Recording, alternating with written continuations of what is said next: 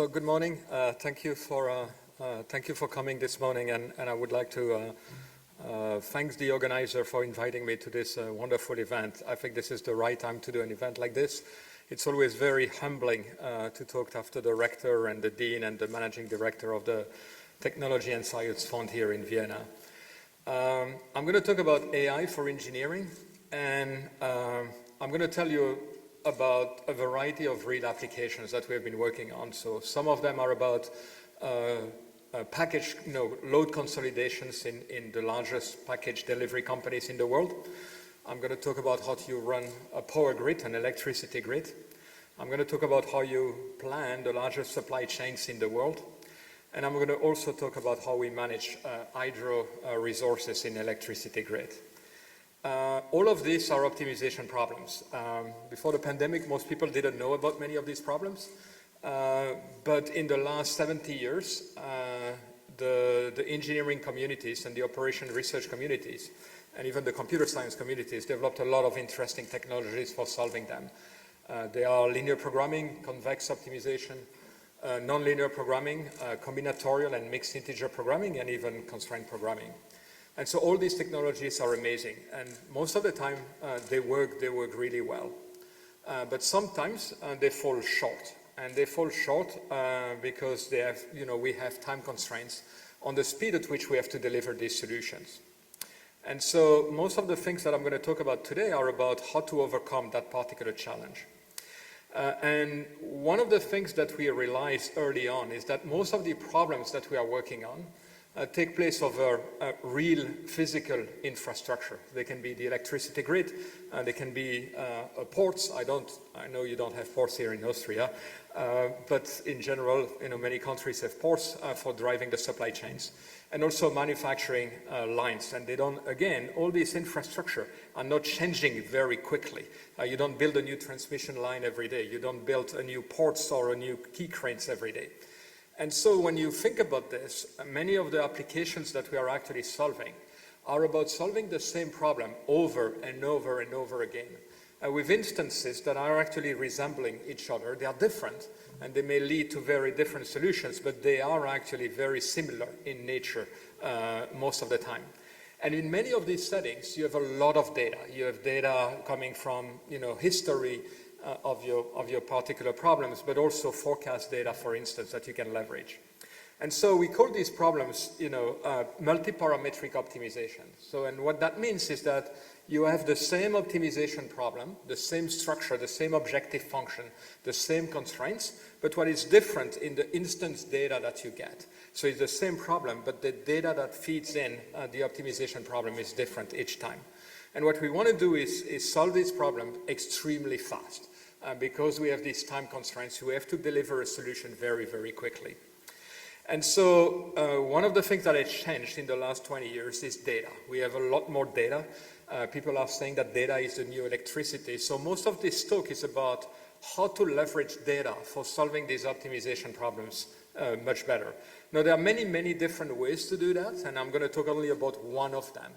And what I'm going to talk about is this fusion of optimization, which you can call symbolic reasoning, with AI, which you can call sub-symbolic reasoning. And so, what I'm going to talk about is how you can merge these two technologies to deliver outcomes that you could not get if you would not merge them. So the technology independently cannot achieve what I'm going to show you today. Now, again, this is a big area with a lot of researchers working on this, and I'm going to only talk about a couple of things. And so I'm going to tell you stories today. These are stories that we built inside the AI institutes that I'm leading. And, obviously, this is work of a lot of different researchers, and I want to acknowledge all their contributions today. So this is the work of about 5 years in the group, and there are about 90 postdocs, scientists, PhD students in the institute that I'm leading. So the first story that I want to tell you is called optimization proxies. And here is the idea. So if you think about almost anything, you can see, every, software artifacts that we are building as a function. And optimization problems can be seen that way as well. So an optimization problem is nothing else than a function that takes input and generates an optimal solution. And so so one of the things that we will assume is that we have a lot of data, historical data, for instance, on how you have solved these problems in the past for the data that you have encountered again in the past. And so once you start looking at optimization as a function, obviously you're going to think about machine learning, because machine learning is a universal function approximator. It can approximate any functions that you have. And so one of the opportunities when you do machine learning is that you can take this computational burden that you have when you have to solve the problem and move it offline when you train the machine learning problem, such that at inference time you can go extremely fast. And so this is what you see there is the machine learning ops life cycle. And one of the things which is important is to see that you are separating the training phase that you do offline with the inference that you are doing online, at inference time, in real time during operations. And so once you think about this, I can let you take the picture. You can take the picture again. So what you're trying to do is, when you train the machine learning model, is that most of these machine learning models have parameters, and you tune them such that they approximate that function as best as possible. So you take some input and you produce, you generate an output, and now you want to make sure that this output is as good as possible. So you have a loss function which measures how good your approximation is. And based on that measure and how good it is, you use a stochastic gradient descent for tuning the parameters of the machine learning model such that it gets better and better over time. And so this stochastic gradient method is amazingly effective in actually tuning this machine learning model such that they give you very, very good approximation, including for this optimization problem. And so once you have that, once you have trained your machine learning model, you can use your favorite GPUs these days, and at inference time, you use your machine learning, which has been tuned and has optimal or locally optimal parameters, and then in milliseconds, you get a solution to your problem. Okay? So far, I told you that I had a problem. The problem was solving this optimization problem very fast, and then I give a solution, use machine learning. And I'm claiming here that you can now solve these problems in 10 milliseconds. So I have to ask you a question, right? Is this the end of the talk? And I give you back 50 minutes of your time. And obviously, I'm asking this question at every audience, and then I have this very, very long silence. Nobody knows what to expect at this point.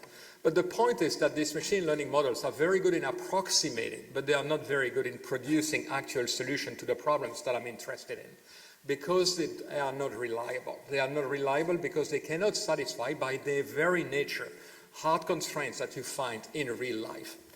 We also want to make sure that we can scale, and the problems that we are going to solve are very, very different from large language models, for instance. So instead of having 10 or 20 or 100 different outputs, we're going to have 100,000 or 1 million of outputs. So it's going to be a very, very different machine learning problem.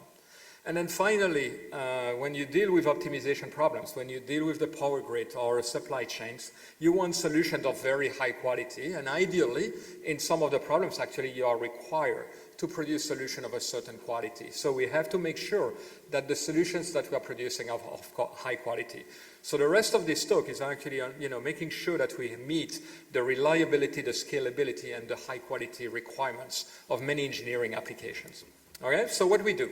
So this concept of optimization proxies is a combination of two things. A machine learning model that's going to give me an approximation. That's what I've been talking about so fast. But then we have a repair layer, and that repair layer is making sure that we transform this approximation into a feasible solution. And that feasible solution is going to satisfy all the hard constraints that you have in practice. So in a sense, you can view this repair layer as a projection. It takes an approximation, which is outside my feasible space, and then we project it into the feasible space. Now, how do you do that? Well, this projection can be seen as an optimization problem again. And what you're trying to do is to find, let's say, the feasible solution, which is as close as possible to your approximation, because your approximation is supposed to be very good, and you want to find a solution which is feasible and is as close to your approximation. So let me illustrate that on a first application so that I make everything concrete. So this is an application that we built with one of the largest package delivery companies in the world. And they have about 1,000 terminals across the United States. They ship about 10 million packages every day. So it's a massive problem that they have to solve, a very, very difficult problem. And so this is one of the problems that they have to solve, and it's called the load consolidation. Think about load here as packages, so it's package consolidation. So let's assume that we have a hub in Atlanta and we want to send packages to Chicago. Typically the way they do that is they have different routes that the packages can follow. They can go to Dallas and then to Chicago, or they can take other routes, which are called typically secondary routes. And the key point is to send the packages along the road such that you minimize the number of resources that you are using. Now you see Atlanta, on the sea here. This is not really where Atlanta is located, but this is what my students want to have, and so they produce slides where Atlanta is always along the sea. So I'm going to illustrate this, with about 10 packages. Remember, we have to do that with 10 million packages all the time. So we have these packages and we have to choose the routes. That's what the human planners are actually doing. And then obviously you count the number of trailers on the number of planes or the number of trains that you need to use. So this is the optimization problem. I'm going to flash a number of optimization problems during this talk. You don't have to understand them, but typically I'm going to highlight some of the features that are important. So here there are two things that are important. So the first one are the load decision. That's essentially how many trailers, how many planes, how many trains do you need. And then there are the flow decision, which are the packages. And if you fix the number of resources, the number of loads that you have, deciding about where the packages are going is a much easier problem. It can be solved very fast. So the overall problem that I've shown you here is called a MIP. It's a mixed integer program. And it has very weak linear programming relaxation, which means that in practice, it's extremely difficult to solve. And then it also has stability issue. This is actually very interesting. So what you see there is the number of trailers that you need along two different routes. And the x-axis here, the horizontal axis, is the number is the demand, which is varying. And so what you can see here is that the optimization solver is going to give you a completely different solution if you increase the demand a little bit. And then if you increase it further, it's going to decrease the number of trailers. It's completely chaotic. And that's because, the search space is very large and there are a lot of symmetries. But if you give that to a human planner, she's going to go banana. She's going to go crazy because she says, wow, my load is changing and my plan is changing completely. This is typically not what humans are expecting. So what we did was first, stabilizing these plans. And the way we do that is that we minimize, but we also try to stay as close as possible to the existing plan. And when you do something like this is how these curves are looking like. There's still a little bit of variation, obviously, when you increase the load, when you increase the demand, but they are much more stable. And so for the planners, it's actually much nicer. And the other things that you see as well is that when you think about machine learning, these functions are now much easier to learn, which is actually playing to our advantages. So what we do is we train these optimization proxies that I've told you before, and we learn the trailer's decision, which is done offline. This is the difficult part, and we have a lot of data to train them. And then during runtime, we basically decide where the packages are going, because now we know the resources. And as I told you before, that problem is much easier. And so when you do something like that, the solvers would take about an hour. This is what you see there. And if you use the proxy, you essentially get the same quality of solution, sometimes even better, and you moved from an hour to about 3 seconds. So it's a game changer. Now the planners can actually see things moving in real time, and they can make this decision in real time instead of waiting about 40 minutes to see the results of the optimization problem. So that's the first thing that I wanted to illustrate. But the one thing that I want to tell you now is that we can actually do something which is better. And the key idea is that so far what I've told you is that kind of the repair layer here is done, during inference time. And what I would like to do is actually train my proxy end-to-end. I would like to train my proxy, including the repair layer in an end-to-end fashion, such that at runtime, I only need about 10 milliseconds for solving the problem. So when you want to do that by the chain rules that you all know, that you all learned, in high school or in college, you have to be able to differentiate across the repair layer. But that repair layer, as I told you, may be an optimization problem. It's a projection. So it may be very difficult to do. But fortunately, a couple of centuries ago, we were just talking about how old this building is. A couple of centuries ago, there were a lot of mathematicians that proved theorems that probably people at the time thought were completely useless, but these theorems are actually very useful these days. And this is one of the most famous mathematicians that you probably learn about in high school or in college, first year of college. This is Cauchy. And so what Cauchy did is actually proving a theorem which is called the implicit value theorem, which is amazing. And I'm going to give you kind of the outline of that theorem here. So think about now a machine learning model in which you can actually solve equations. So instead of having simple gates, you get also the opportunity inside your machine learning model to solve a system of equations. So you get X's of input and you want to find a Y that solves this system of equations. Now obviously the solution function that I call G here is actually not in closed form. I mean, you cannot actually generate that particular function.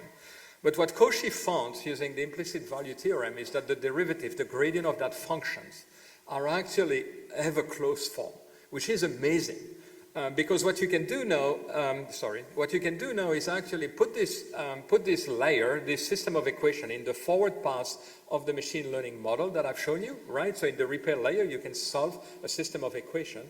And then when you want to backpropagate for tuning the machine learning model, you can use the implicit function theorem for actually differentiating and actually tuning the parameters of a machine learning model.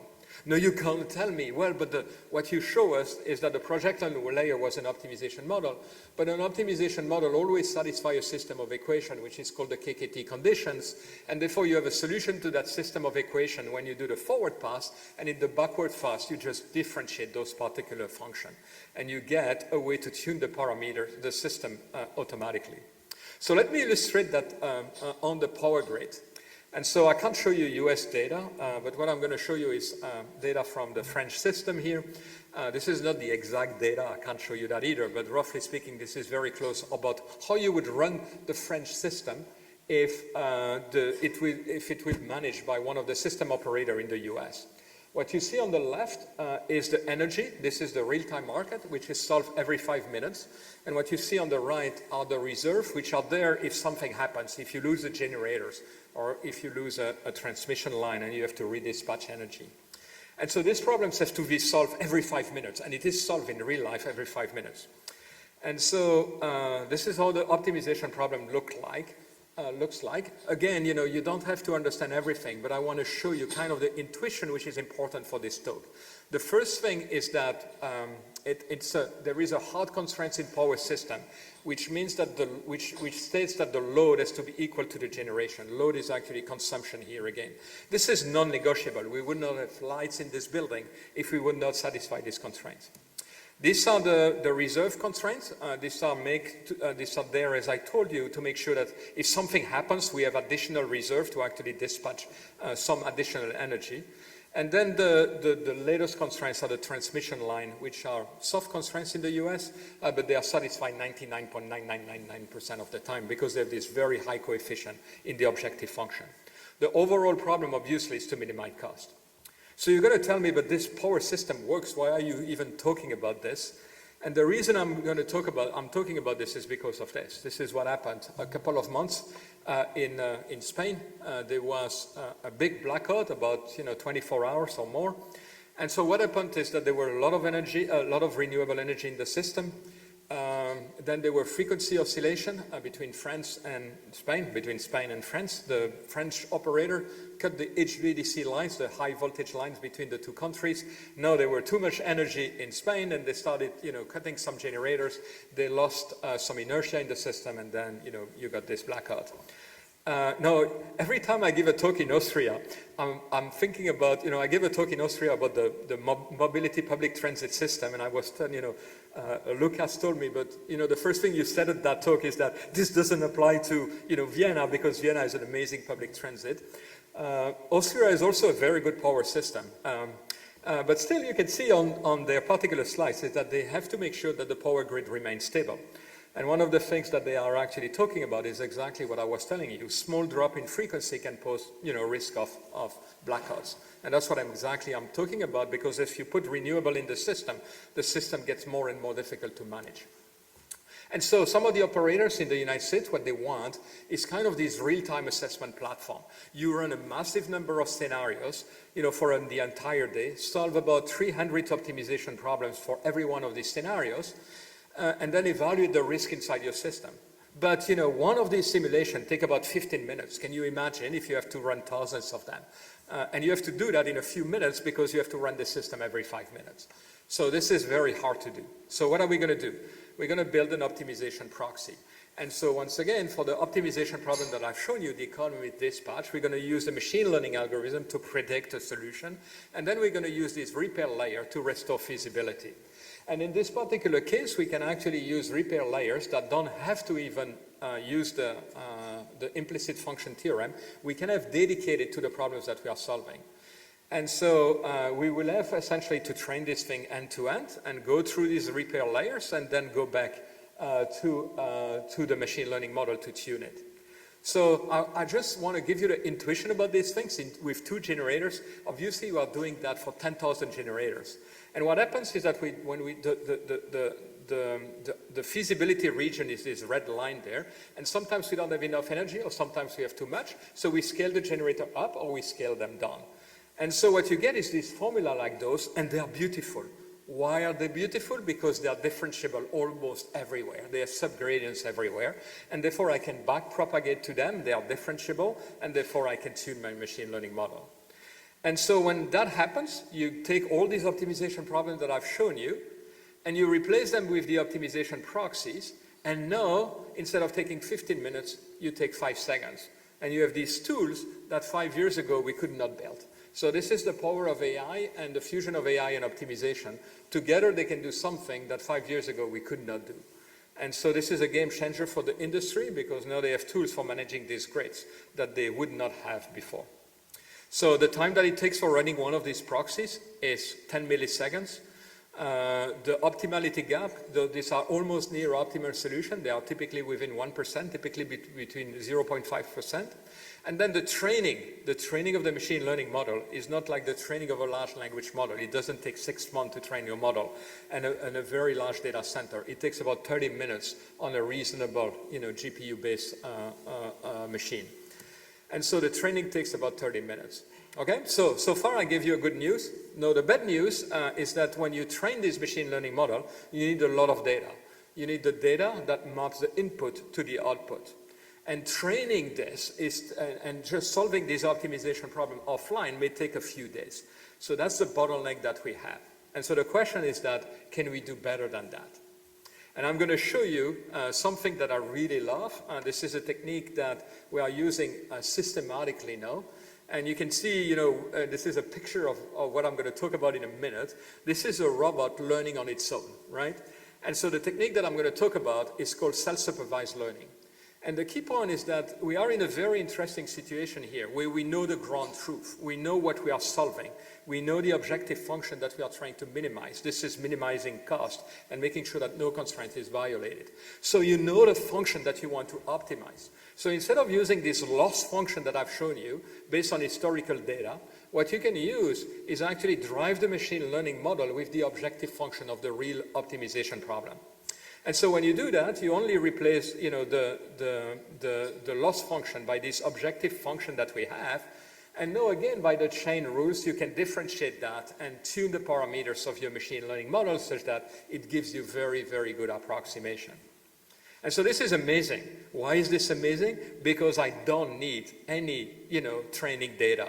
The only thing that I need at this point is a distributions of what I can encounter in the future.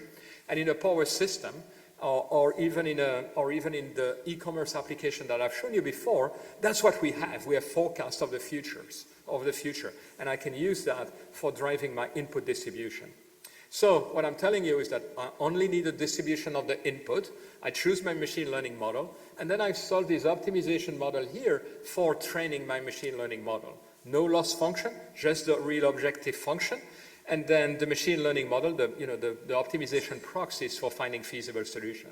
Now, these resemble very much the optimization problem for one instance, but it's different, right? So because the goal here is not to find a solution, it's to tune the parameters of the machine learning model so that at inference time, whatever the input is, we're going to get high-quality solution, okay?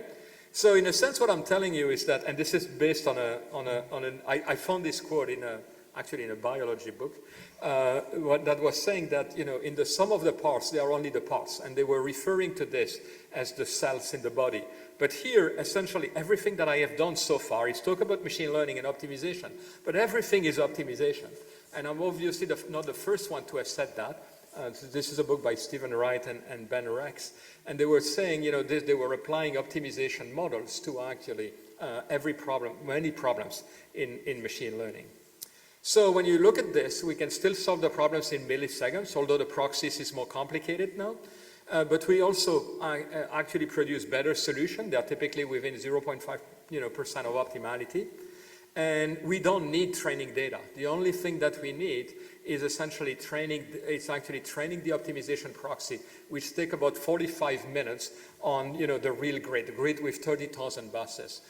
This is the size of this system. These are real systems that we are training these optimization proxies. So the training takes about 30 minutes for a system which is like as large as the United States. So this is nice, no offline optimization.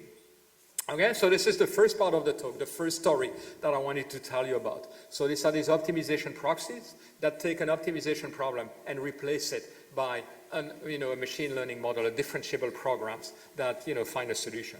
So I'm going to switch gear now and talk about the second techniques, which is learning to optimize. And I'm going to motivate this by an application in supply chain. And so this is a project that we had with one of the largest supply chain software company. And this is a supply chain planning optimization. And so what you have is you start with the bill of material, and then you have all the suppliers that you have all the ways you can build products, things about the semiconductor industry, for instance. And then we have many, many, many different SKUs that you want to produce, and you have to do that for a time horizon, which is about 3 years. Now, when I got these problems at that time, about 4 years ago, these were the largest optimization problems that I ever seen in my life. And so they are really, really big. And so this is the optimization problem. Again, I don't want you to actually understand anything here, but I just want you to actually see the complexity of the problem and what it deals with. It deals with inventories, it deals with the customer demands with different timelines and different costs, it deals with productions, it deals with different suppliers. It's a really, really complicated problem. It has massive scales. You're going to see the scale in a moment. It has also very large numbers, which is typically annoying when you do machine learning and optimization. And so this is an example in the pharmaceutical industry, about 500,000 variables. Can you imagine? A human cannot solve these problems, right? There is no way. And what we obtain, I'm going to show you techniques that can actually give you 86% reduction in computing time. That means, again, that we're starting from 40 minutes and we reduce that to milliseconds, essentially, to a few seconds. I'm going to show you also, this is the result in the semiconductor industry. This is one of the largest semiconductor manufacturers in the world. 2 million decision variables. Half of them are integer value, which means that they are more complicated to solve. And again, we have a 61% reduction in computing time, which means, again, in the worst case, from 40 minutes to a couple, let's say 40 seconds. So a very different scale here. And so the way we do that is by a technique that we call predict, reduce, and optimize. And the key here is that you are using the machine learning model not to find a solution to the problem, but actually reducing the search space, thinking about which variables you need to fix and will always be fixed to a certain value. And so you basically typically reduce the search space by 2 orders of magnitude, which makes the problem much more amenable to optimization techniques in real time. And then you solve that. And so when you do something like that, I want to give you some kind of ideas on how we do this. But one of the things that you have in many optimization problems is that a lot of variables are fixed to 0. That's the nature of optimization problems in this setting. And so that's the only thing that we are predicting. We are predicting which variables are going to be set to 0. And then the way we do this is using supervised learning. We weight the objective functions in various ways. So this is traditional supervised learning with imbalanced classes. And then we basically decide when we get a probability that the variable is fixed to 0, and we put a tolerance, for actually saying when we are going to actually fix it to 0. And then what we do is we also use some insight for optimization technology. So this is what is beautiful about these fusions of these two areas. You can look at good mathematics coming from optimization, borrow it and put it inside machine learning.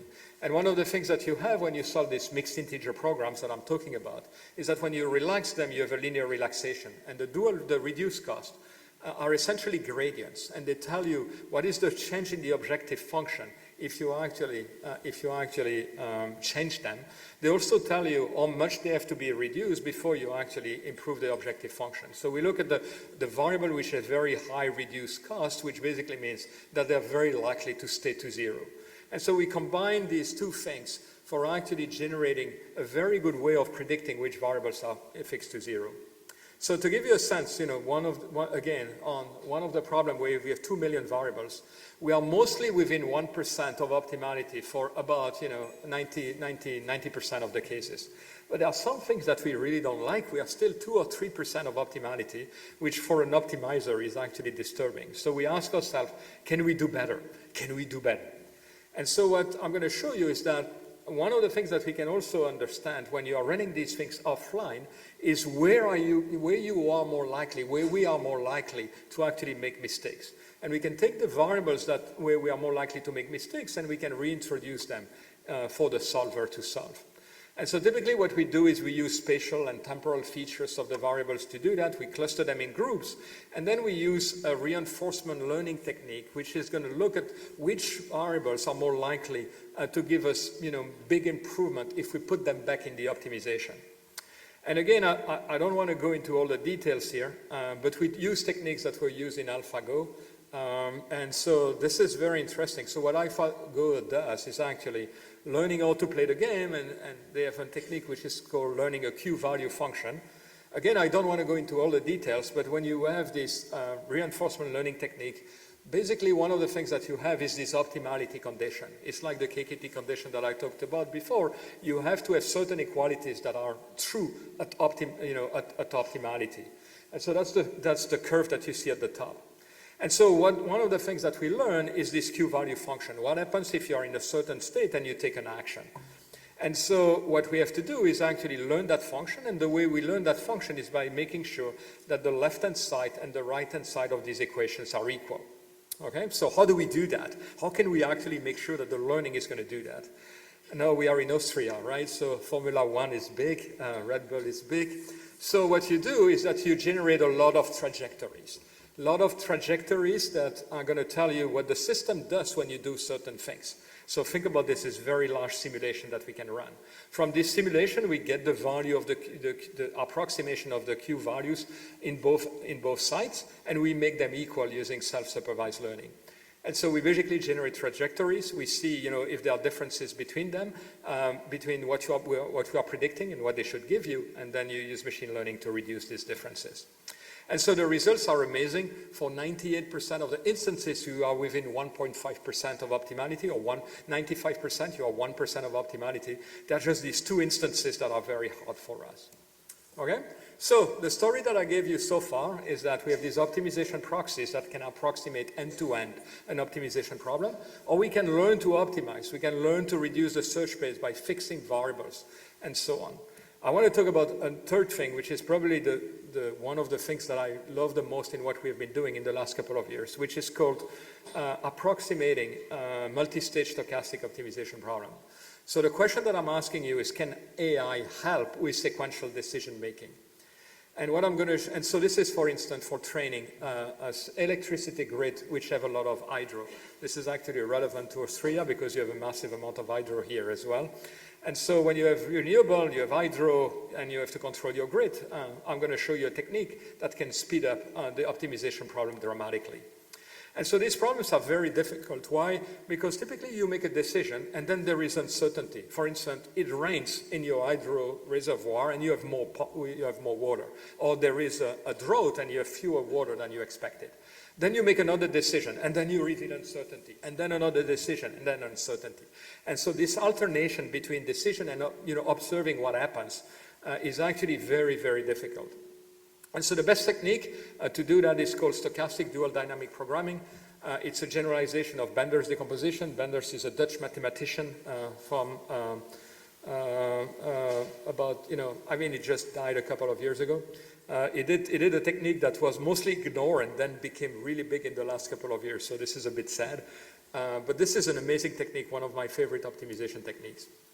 But a couple of years ago, there was these two people, Merve Baudour and Jim, and Merve and Jim did something very, very interesting. They had a paper saying, hey, we can learn linear decision rules for actually approximating these problems. And so what you're going to see here is actually a generalization of what they did using using machine learning. And I'm going to show you I'm going to show about AI can transform a multi-stage stochastic optimization problem, so one of the most complex optimization problems that we know of, into a deterministic optimization. So we essentially remove all the uncertainty and all of this alternation. And so I'm going to give you again the intuition. I'm going to not talk about all the details, but I'm going to give you the intuition because I think it's really beautiful. It's beautiful mathematics, right? So what you see there is one stage of these optimization problems. Obviously, we have to do it for many, many different stages. And you typically have a state. That's the state of your hydro, for instance. And then we have the uncertainty, how much rain, how much draw you have. And then when you solve the optimization problem, you have to decide which actions you are doing. For instance, do you release water or not in your hydro system? And then you have obviously the physics and engineering constraints of your grid. And you have the objective function, which minimizes cost. Now you have to do that for a lot of uncertainty and this alternation of decision and uncertainty. And the problem that you face is that you have these dependencies between the state in one of the stages with a state in the subsequent stages. And this makes the problem very, very difficult, as I told you. So the key point is that can machine learning remove this? And the key point, and this is the way I like to think about machine learning, we assume that we have a crystal ball, something which is giving us what the future can be. And so my crystal ball here is going to take the observation, what I have observed from the weather in the last couple of, let's say months, and I'm predicting the state of my reservoir in the next year or in the next 3 months or something like this. And so once you do that, you essentially predict the state. Once you predict the state, you can remove these constraints. They are not relevant anymore. So the machine learning there is, and then obviously since I predicted the state, there is no dependency between the various stages, so I can swap minimization and expectation. And then I have this amazing thing which I'm reducing to solving a deterministic problem. And that's kind of amazing. I've removed all this alternation between decision and uncertainty. So at inference time, what do? You solve this optimization problem. You only have to solve one optimization problem instead of solving these very complex stochastic dual dynamic programs. But obviously, my crystal ball is never exact, right? So as I told you before. So one of the things we can do, we have to restore this compatibility between what you are predicting and the real effect of the action that we would have. And so how do we do this? We basically introduce what is called in optimization a recourse. You can invalidate those constraints a little bit, but you penalize them very heavily. And so now you solve this deterministic problem with kind of this objective function, which has a very high terms, which basically penalize the, if you move away from the prediction. And so at inference time, you predict using your machine learning model, and then you solve these deterministic optimization problems that I told you about. It's a game changer. And we can do that in self-supervised learning. Now, this is probably the most complex part of the talk, but this is kind of amazing mathematics again. So when you do the forward passes, you predict using your machine learning model, and then you solve this optimization problem. Now, you have to backpropagate, again, for training this machine learning model. But the point here is that what you see there is that what we are predicting is only on the right side of the constraints. So if you want a gradient, the dual variable by duality theory is giving you that gradient. And therefore you can backpropagate easily and tune your machine learning model through that optimization problem at essentially no cost. You get it for free from the gradients of or from the dual variables of the optimization problem. Okay, so what you see, the impact is tremendous. This is the best solution that people know. It's about 70% of the best solution that I'm going to show you. And it takes about, 20 minutes, like, I don't know how much that is, like, 5 hours to solve. When we see what we can do with the techniques that I've shown you, we need about, a couple of seconds, and we need a training time of about 60 minutes. So this is kind of amazing, because 60 minutes for training the system is actually faster than actually solving one instant of the problem. But no, in real time, we can solve these problems in a few seconds. Very different cases. And so once again, we have 4 orders of magnitude using these fusions of machine learning, AI, and optimization, and we have about a 6% cost reduction in expectation. So game changer for this industry in how you manage these problems. So I'm going to conclude with one thing here. I told you before that we wanted a number of properties. I told you about reliability. We always produce feasible solution. I've shown you that we can scale to very, very large problems. And now what I want to show you, and this is really nice, is that we can actually produce solutions for which we can guarantee high quality. And so when you want guarantees, what do you do? In optimization, there are 2 ways to do that. One of them is to use duality, and the other one is to do relaxations. And in both cases, what you're doing is solving an optimization problem. And so what I want to tell you is that for getting a solution guarantee, we only need to have an optimization problem that provides a lower bound. It can be a convex relaxation, or it can be the dual of my optimization problem. And so if you build this optimization problem, if you build a proxy for it, you're going to get a feasible solution. And therefore, you get a lower bound. By computing the primal bound that I've shown you and the dual bound, you get essentially the gap, or optimal, well, or close to optimal you are. And you can do that in milliseconds. So what I'm telling you is that for every optimization application, what you do is build a primal proxy, build a dual proxy, and you have an optimality gap. And you do that in milliseconds. Okay, so let me show you this. So this is a linear program, the simplest optimization problems that you can have. And one of the things that I want to show you there is that in the real life, you always have bounds on the variables. So you have only so many tracks. You have only so many energy that the generators can actually generate. And because of that, you have these variables there, and you have the dual variables of these bound constraints, and these dual variables are free.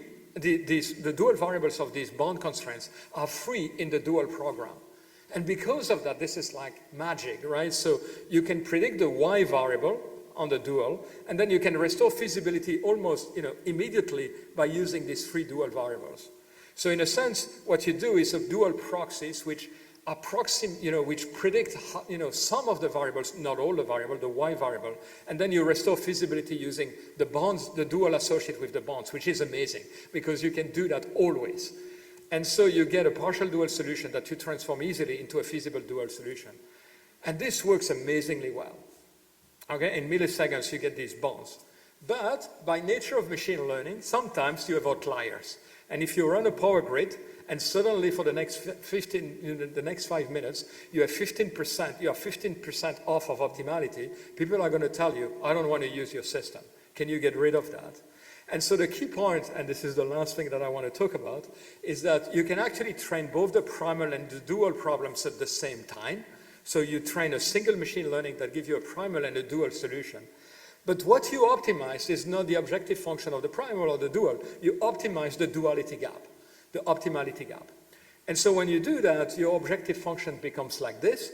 And now, at every point in time, you not only predict a feasible solution for the primal, a feasible solution for the dual, but you also know how far they are, and you have minimized that.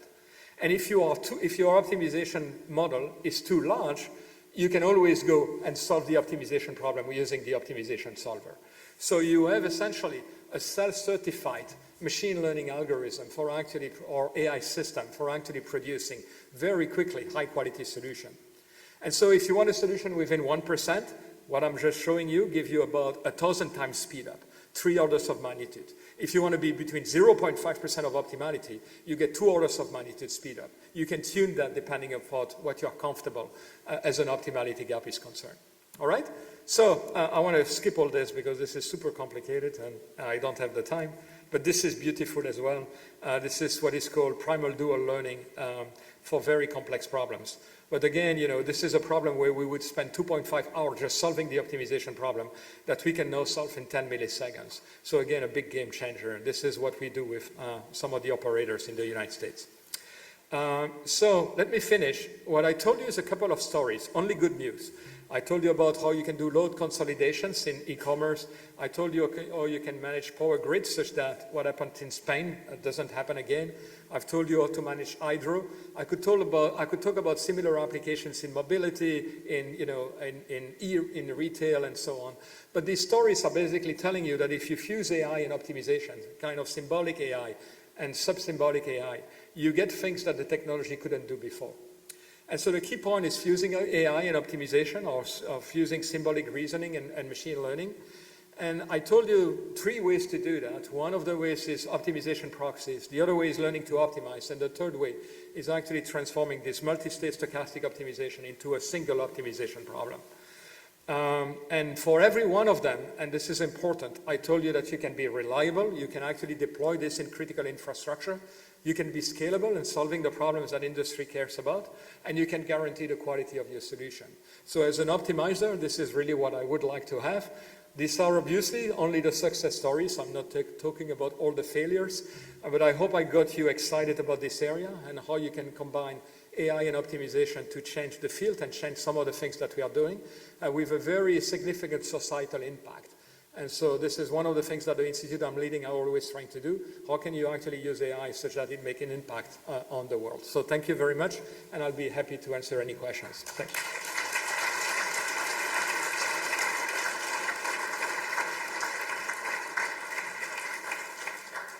Thanks a lot, Pascal. It was a really great talk.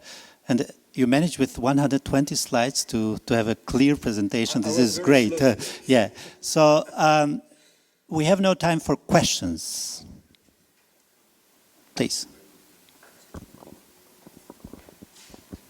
Hi. Thank you very much for the talk. I actually have 2 related questions. One is that in optimization, there, of course, you talked about the duality gap and how far away from optimality. Can you do this online, or is it something you do post hoc? No, we do that online. So, okay. So when you do, yeah, great question. So the question, for those who didn't understand it. So the question is about, can you actually give the quality guarantees, in real time, in milliseconds? And yes, because we trained the primal proxy, giving you a primal solution in milliseconds. We trained a dual proxy, which solved a dual problem, also using a proxy, so in 10 milliseconds. And then essentially you have the optimality gap between the two, again in milliseconds. Now, if that duality gap is higher than what you want, you have to resort to the optimization solver. But once again, if you think about the application that I've told you, the real-time assessment, there will be only a very few problems where the optimality gap is not what you want. And so when you amortize that, you get the speed up that I told you about, like 1,000 times if you want within 1%, 100 times if you want between 0.5% of optimality. So yes, you can do that in real time. You have this guaranteed real time. Thank you. And does it work for every complexity class optimization problems? Or, No, of course not. So the question is that, the question is good, and I'm happy you asked them. We are not invalidating P equal NP here. But so for different classes of problems, so the problems that I've shown you, as long as you have convexity, you will have this dual problems, and you are guaranteed to have the result that I've shown you. If you don't have, a good duals, what you will have to do is take a relaxation, and you will have essentially a bound, which is based on that relaxation, right? So that doesn't mean that that there will be gap because this is it's a relaxation. But still, I think what I'm telling you is not different from what we are really doing now offline, right? So the only thing that I'm telling you is that what we used to be able to do offline, or kind of slow in a kind of taking 40 minutes or an hour, we can now do in about 10 milliseconds. But it doesn't invalidate the fact that we don't have the optimal solution. We just have a high quality solution and approved on how close we are. Great questions. So really appreciate it.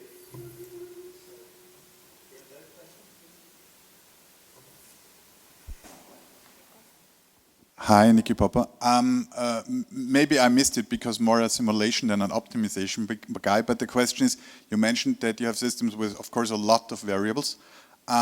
We learned that simulations in the future still increase the possibility to have changes in the simulation. So big railway systems, for example, and the boundaries change every week. And at the moment, we have big problems to combine simulation and optimization because they are trained on a given structure. We have now big new tunnels, for example, in Austria. Yeah. So what do you think will be the future to be stable and to be flexible to changing systems? So when the production plant, for example, changes every year.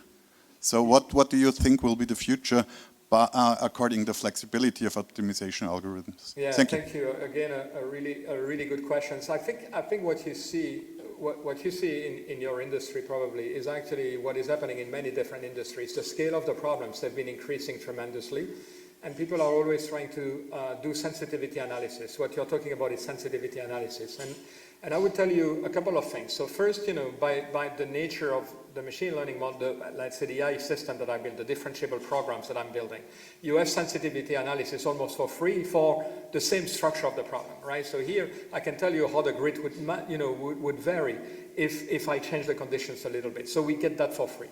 Now, in your particular area, you may actually have different kind of commitment of some of the resources, and that's more difficult. So, for instance, in the grid, what is happening every day, the day before, is that you decide the schedule of the generators for the next 24 hours. Now, do these techniques work if, can you learn something that works for all these commitments, these different commitments that you can encounter? And the answer is that it's more difficult. It's more difficult, and it may take more time to actually learn. So what we do is a technique that we call just-in-time learning. We try to do as much as we can the variety of different commitments and learn for those, but if they take too much time, we re-optimize in real time if something is changing. Now, your problem is more of a planning problem, and so we have some of these problems as well. And so the key point is to actually understand how much you can actually vary. And you may have different simulations that you're going to run into different circumstances and run these kinds of optimization proxies for those. I also want to build on your question, because your question is not talking really an optimization problem. It may talk about a simulation. Some of the results that we are trying to do is generalize what I've shown you for simulations and also for control, right? So you may have actually a system which is driven by differential equations, and we can learn those as well. If you have a simulation system, typically they come with some sensitivity that you can also use. And so I think that's the next frontier that I would say. What you are working on is actually pretty interesting. That's some of the things that I'm proposing to do as well. And this is another frontier. This is moving away from the fact that you have optimization to systems that are modeling but don't necessarily have all the properties that we typically have in the problems that I've shown you. Obviously, if you have differential equation, you can still backpropagate through them. But if you have a simulation system, it's more difficult. And so there are things to invent there. But I think this is a very interesting area, because they can also be seen as mapping between input and output to some extent, right? It's just that the problem is more complex internally, and you don't have a closed form of what you're solving in a sense. But great questions and great topic. Absolutely great topic. You are asking a really good question here. No, a lot of pressure on the next person now.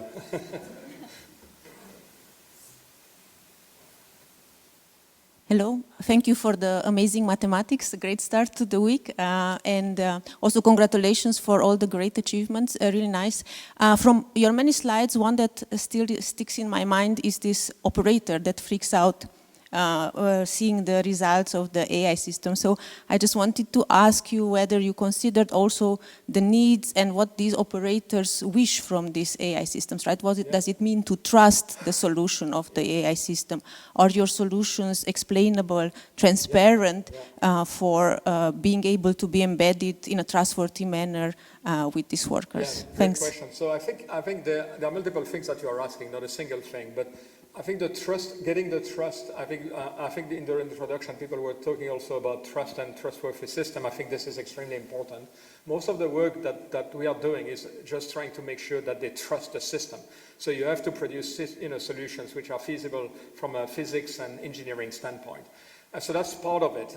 They don't necessarily trust the system if you do that. They want to see how it works, and typically they will do this kind of simulation between what they have in their system and what the AI system is doing. So they validate that with doing parallel testing. Now, what they want is actually much more complicated, right? So what they want, and this is kind of interesting, and I'll tell you why, but they also want explainability. They want to understand why the system is doing certain things. And I think the concept that I've shown you, like optimization proxies, can be very useful for that, because they have this built-in sensitivity, and you can ask question, hey, what happens if you do this? Even if you change, like I was saying, the commitments, or you have different scheduling of the trains or something like that, you can still do these counterfactual studies very quickly to show the difference between what the system does and what you would do if you would do something else, which may be more natural for an operator. Now, this concept of explainability is actually very funny, because people have been using optimization system for a very long time without asking questions, right? But now, because this is AI and this is coming from AI, everybody wants explanation. And so explaining an optimization problem is very, very difficult. So I think the only way that I see this happening is actually showing this counterfactual, showing this sensitivity analysis to try to convince the operator that the system does the right thing. But once again, you satisfy all the constraints, you have a certain cost you can estimate, and you can do this sensitivity analysis to show the operators what they are seeing. So I think we have some new tools for actually doing this. I don't mean that this is the end of the story. I think what we have been defining with this area of research is also a large number of new problems for the communities. How do you optimize, how do you do sensitivity analysis at scale? How you do different kind of optimization? Because the optimization that we have are very different from what people typically do. And how do you explain those things as best as possible? So I think this is a very large area of research, very fascinating, because it's these combinations of real practical issues with interesting mathematics. Thank you. Another question? One more, maybe? Yeah. Yeah. I think if there are no more questions, I have a question. It's more general one. So yeah, you showed that this impressive improvements using machine learning in optimization. And we'll have also panel discussions later on where you also will be there. But maybe, do you think that end-to-end learning will replace optimizers anytime? No, what is your... So first I put you this very nice quote there to say that almost everything that is done in machine learning is somewhat an optimization problem as well. So I think most of the things that I've done is optimization. But it's optimization for different things, for machine learning or for optimization itself. So I think, and also most of the techniques that I've shown you don't replace optimization. They are really looking at something that optimization systems are not very good.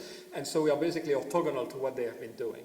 So I think the only thing that the way I would position this is by saying that we are doing things that optimization couldn't do before, but we are not replacing optimization by any means. And fundamentally, what we are doing is optimization.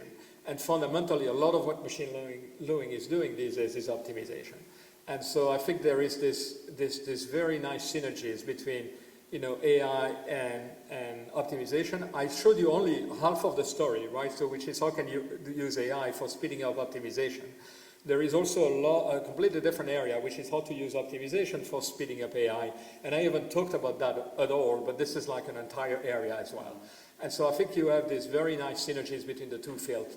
I think this is I think the rector was saying that we were living in interesting times, right? So, and this is the case in the scientific fashion as well. We have completely new problems to work on, and they have a direct impact on society. But we are, because we are doing things that could not have done before, and that's in my opinion what science should do. And so I think this is exciting in a sense. Thank you, Lisbeth, and thank you again for the invitation. So thank you very much.